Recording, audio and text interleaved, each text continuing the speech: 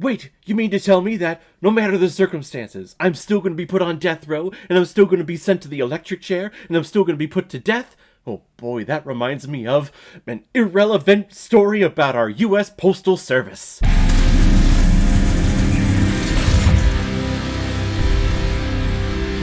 The Postman, he always rings twice, you see, released in 1946 and is directed by Tay Garrett, who's also behind such films like Wild Harvest, Soldiers 3, The Valley of Decision, and Timber Tramps. And this film is starring Lana Turner, John Garfield, Cecil Kellaway, and Hume Cronyn. And the reason why we're talking about The Postman Always Ringing Twice today is because it was a PayPal recommendation and donation from one of my longtime subscribers and contributors on this channel. Name the Stars. Thank you very much for this recommendation.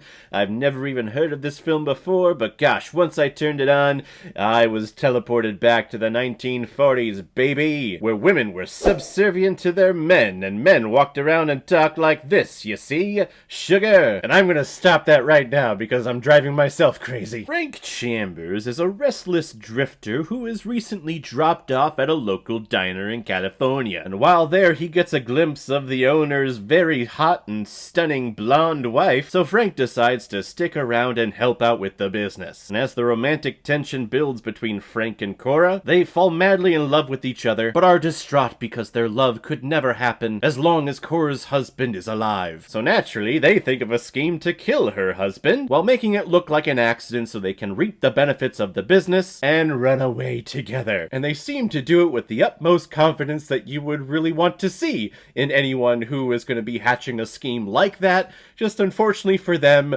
nothing goes according to plan, and everything falls apart. It's an awful thing to be the side piece and want to kill the husband of the woman that you're falling in love with, but they were trying so damn hard and came up with some pretty clever schemes here. They just had a string of bad luck.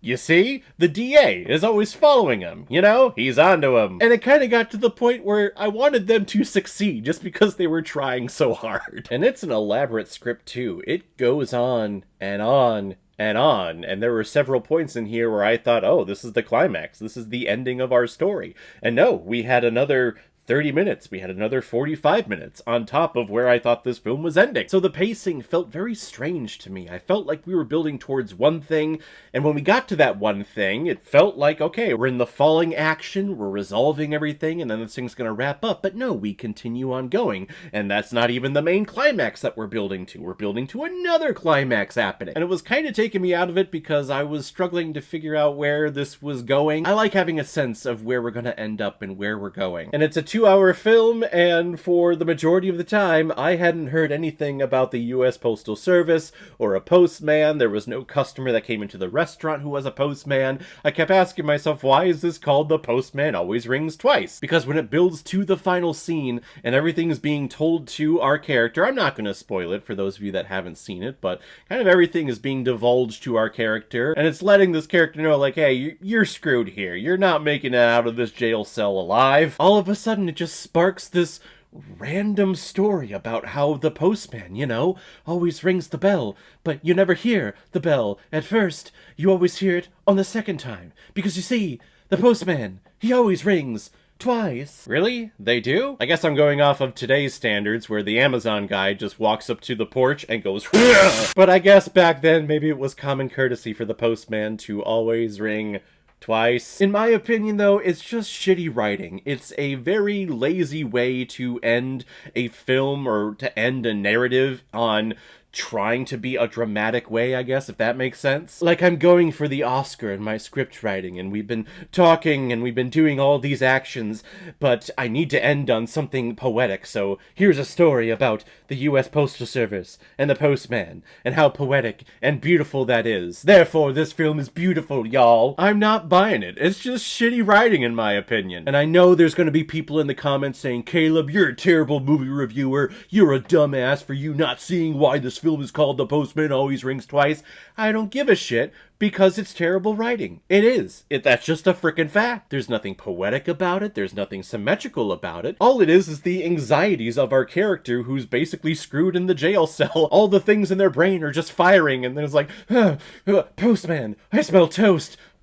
Ugh. But up until the ending, I think it is an enjoyable thriller, and I like the story of them scheming to kill this husband and kill this business owner. I'm not really feeling the love and connection between Cora and Frank, but I'm being told that they're in love with each other, and maybe it's just the 1940s way of showing love in movies. Frank walks in from drifting, and he sees this beautiful dame, and she goes back to the kitchen because, you know, that's where women belong, you see? Back in the kitchen, making food. So he walks up to her and he's like, well, you know, I'm a young, strapping young man, and my gosh, you're a gorgeous blonde, so why not? Let me kiss you. And I'm like, you giant prick. You took a look at this couple and you were like, yeah, you know what? I could probably claim her. I'm gonna go back there and kiss her because, you know, I'm Frank the Drifter. In my way, it was kind of a shitty way to start a forbidden love story, just him being so brass like that. But as the relationship builds between Frank, Cora, and also the husband, I am starting to like this three-way connection here. Plus, we also have some fun characters with the cop and the DA who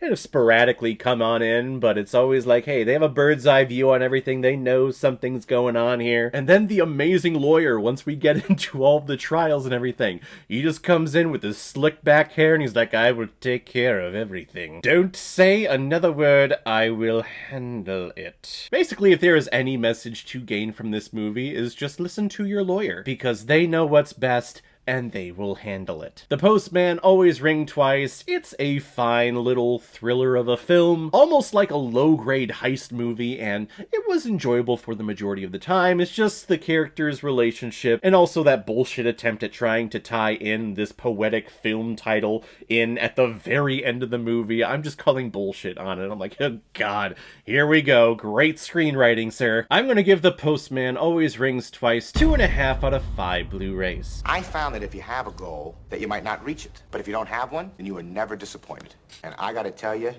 it feels phenomenal. So guys, if you've seen The Postman Always Rings Twice, what did you think about it? Or if you've never seen it before and you stumbled across it because of this video, then comment below, let me know what you thought about it. And as always, if you like what you see here, if you like my take on movies, then hit the subscribe button and make sure you hit that bell. See you the next time I'm releasing my next movie review. So guys, I will see you next time on the channel, but in the meantime, be well, be good to each other, and go watch a movie. Take care, guys.